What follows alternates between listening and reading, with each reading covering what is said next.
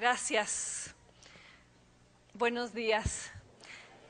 Es un gran placer para mí estar aquí este día. Gracias por venir a escucharme.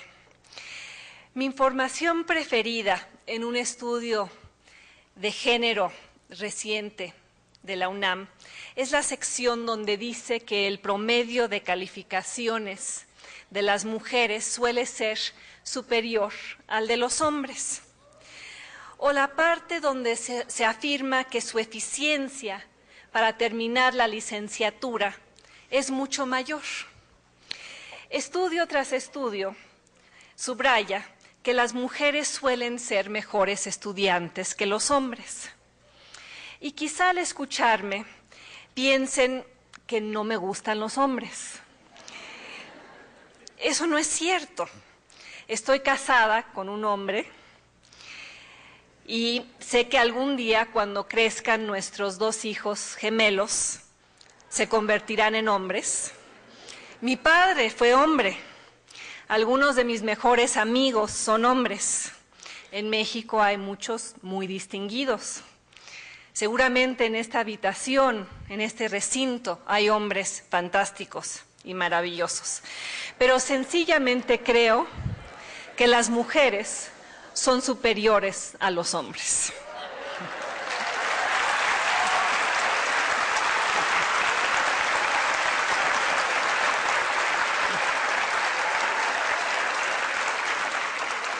Bueno, ahí está. Es un negro y oscuro secreto con el que cargo. Y se supone que no debemos hablar así porque es políticamente incorrecto. Y en los viejos tiempos, los hombres solían decir que las mujeres éramos superiores, lo decían también. Pero en realidad lo que ellos querían sugerir es que éramos demasiado maravillosas, entre comillas, para entrar a las universidades, ser presidentes, participar en el gobierno, decidir sobre nuestros propios cuerpos o influir en los temas definitorios para el futuro del país. Y obviamente esto no es lo que quiero reproducir. Pero como alguna vez dijo la periodista Anna Quindlen, ¿te has dado cuenta de lo que eso que sería clasificado como un hombre fantástico sería tan solo una mujer adecuada? Y como dice el dicho, me cayó el 20. Lo que espero de mis amigos hombres es que sean limpios, tengan buenos modales y sean capaces de articular una oración con sujeto, verbo y predicado.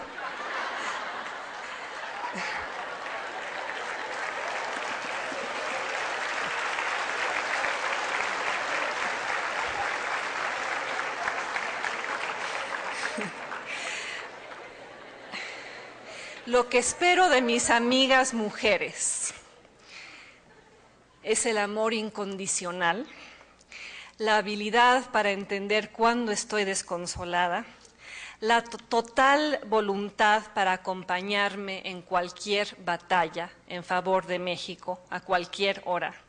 Y también, por supuesto, la habilidad para decirme si la pasta para la cochinita pibil se debe disolver con agua o con jugo de naranja. La inherente superioridad de las mujeres me viene a la mente al pensar en las universitarias de México. La historia con frecuencia se escribe en términos de eventos, de ideas revolucionarias, pero es esencialmente una historia de personas, de individuos, de mujeres que antes no asistían a la universidad y que ahora lo hacen en 52%, pueblan sus aulas. Esas mujeres, ustedes, mi hija Julia, de 13 años, que cargan consigo la promesa de ser extraordinarias. Son sencillamente mucho mejores de lo que yo era a su edad. Más interesantes, más seguras, mejor educadas, más creativas y de alguna manera esencial, menos temerosas. Como mi hija Julia, quien dice que sí, quiere casarse y tener hijos, pero después de que termine su segundo doctorado. Ella asume que eso es lo normal.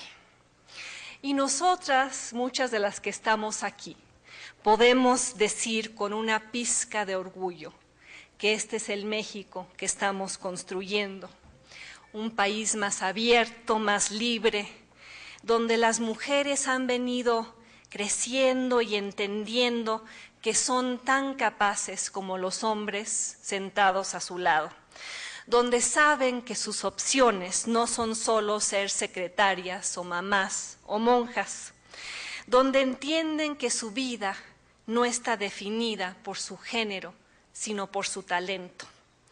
Y todo esto es bueno, no solo porque satisface demandas milenarias de justicia, sino porque también despierta el reto de la generosidad y del compromiso con aquellas que no tienen la fortuna de estar hoy en este recinto o estudiando en el Politécnico. Exige el compromiso de las hijas de la pluralidad y la democratización, como lo son ustedes y como lo soy yo, con quienes aún no gozan de sus frutos.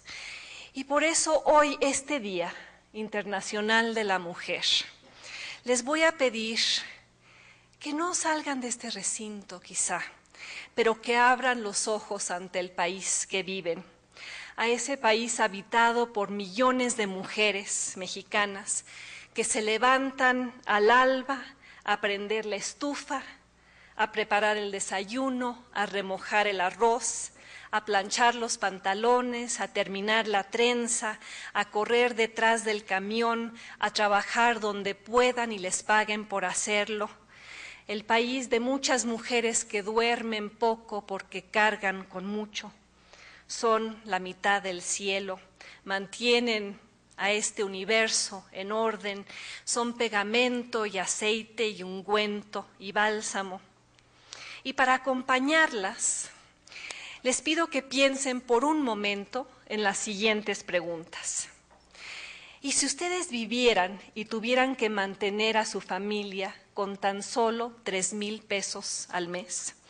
Y se les tomara más de 2 horas y 3 formas distintas de transporte público llegar a su trabajo. Y si al regresar a casa después de un largo día su esposo las golpeara. Y si, aunque ustedes contaran su caso cientos de veces, prevaleciera el silencio. Y si su hija o su madre o su hermana fuera violada en la calle o cerca de un cuartel del ejército. Y si en el Ministerio Público le dijeran que ella se lo buscó o que lo ocurrido no es un crimen, y si resultara embarazada y la despidieran por ello, y si hubiera complicaciones y no pudiera pagarle al médico, y si estuvieran ustedes condenadas a la precariedad cotidiana como tantas más. Para muchas mujeres de México estas no son preguntas hipotéticas, son reales, no representan lo que podría ocurrir, sino lo que ocurre. En México, ser mujer entraña tener solo 7 años de escolaridad promedio. En México, ser mujer y trabajar en una maquiladora significa estar en peligro de muerte. En México, ser mujer implica el 20% de probabilidades de tener un hijo antes de los 20 años. En México, ser mujer entraña todavía luchar por el derecho a los derechos. Porque el país cambia, pero no lo suficiente. Se mueve, pero no a la velocidad que debería. Algo está mal, algo no funciona. Tiene que ver con este país que hemos creado, con 23 millones de personas que viven con tan solo 20 pesos al día, muchas de ellas mujeres. Tiene que ver con que 1 de cada 5 personas entre la edad de 25 y 35 años vive y trabaja en Estados Unidos, muchas de ellas mujeres. Tiene que ver con el éxodo anual de 400,000 mexicanos que cruzan la frontera en busca de lo que no encuentran en su propio país, muchas de ellas mujeres. Tiene que ver con que la hija de un obrero solo tiene el 5% de probabilidades de convertirse en profesionista. Ahí están, para quienes las quieran ver, señales claras de un statu quo que es insostenible para las mujeres de México. Problemas profundos, históricos, estructurales, yo diría incluso mentales. A lo largo del país, a lo ancho de sus zonas más pobres, en cada institución que no funciona para una mujer mexicana y cada funcionario insensible que la encabeza. México sigue siendo una democracia que produce demasiadas mujeres que viven con la palma abierta, con la mano extendida, esperando la próxima dádiva del próximo político. México sigue siendo una democracia incompleta para sus mujeres. Sigue siendo un país de mujeres pobres, de mujeres analfabetas, de mujeres subempleadas, de mujeres sin representación política real, de mujeres golpeadas, de mujeres sin la capacidad de decidir sobre sus propios cuerpos fuera del Distrito Federal. Sigue siendo un país donde el acoso sexual solo es penalizado en un manojo de estados. Sigue siendo, como lo dice Elena Poniatowska, un país de culpables. Se ve, ya se siente, se percibe la resaca, el contragolpe, el acoso a las mujeres en 18 estados donde se ha decidido, por ejemplo, criminalizar el aborto. Y se dice que esta regresión es producto del oportunismo político del PRI y de los pactos de Beatriz Paredes con la jerarquía eclesiástica, y quizá estas explicaciones tienen algo de razón, pero oscurecen una verdad más profunda y más perversa. Hemos venido presenciando en los últimos años no el efecto demostración que pensábamos que iba a generar la despenalización del aborto en el Distrito Federal, que otros estados iban a seguir nuestro ejemplo. Al contrario, presenciamos un poderoso contragolpe. Obtenemos el derecho a decidir aquí y en otras latitudes se nos castiga por ello. Al intento de independencia sigue el macanazo, el empoderamiento va acompañado del encarcelamiento y el contragolpe no se da porque las mujeres de México hayan obtenido el pleno respeto a sus derechos, sino porque insistimos en esa posibilidad. Y el contragolpe no viene solo de la colusión de los líderes políticos con la Iglesia, se ve también reflejado en el silencio cómplice del Congreso Federal, en el silencio ominoso por parte de la mayoría de los medios de comunicación, en la posición paternalista de gobernadores que quieren confinar a las mujeres a los hospitales psiquiátricos para protegerlas de sí misma. Detrás de cada ley restrictiva, de cada condena impuesta, hay un esfuerzo concertado por regresar a las mujeres a un lugar aceptable. ¿Y cuál es ese lugar aceptable? La cocina o la cama o el cabuz o el asiento de atrás. Por eso un número creciente de estados prohíbe ya el aborto, aún en casos de incesto o violación o riesgos de salud para la madre. Porque las mujeres de México han empezado a ocupar esos espacios prohibidos, a reclamar sus derechos ignorados, a salirse del rebaño. Y a los patriarcas no les gusta. El subtexto escondido del movimiento en contra de los derechos de la mujer en México es un subtexto de miedo, de ansiedad. Los diputados y los sacerdotes y los esposos reclaman por los fetos asesinados, pero su dolor proviene de otro lugar, de la dislocación social y económica que sufren cuando las mujeres comienzan a independizarse, a trabajar, a ganar control de sus espacios y de sus vidas, del poder que desata en una mujer la posibilidad de terminar con un embarazo no deseado, de la revolución en el comportamiento femenino que trae consigo la despenalización. Frenar el aborto se vuelve una manera de frenar a las mujeres que aspiran a la equidad. Impedir el derecho a decidir se vuelve una forma de impedir el derecho a ser. Para poder trabajar, para poder educarse, para poder estar aquí, las mujeres necesitan contar con la capacidad de decidir si y cuándo quieren tener hijos. Y quienes quieren arrebatarle esa capacidad, quieren ponerla en un lugar de segunda categoría, un lugar pasivo, un lugar para callar, obedecer, sacrificar, servir la comida o esquivar el golpe. Un lugar tradicional para que los legisladores y los jueces y los curas y los gobernadores y los mochos y los machos puedan dormir tranquilos. Las mujeres de 18 estados en un país que se dice democrático, en una república que se dice laica, obligadas a recurrir a agujas de tejer, a clínicas clandestinas, a condiciones insalubres, en busca de algo que el Estado no debería penalizar, sino garantizar.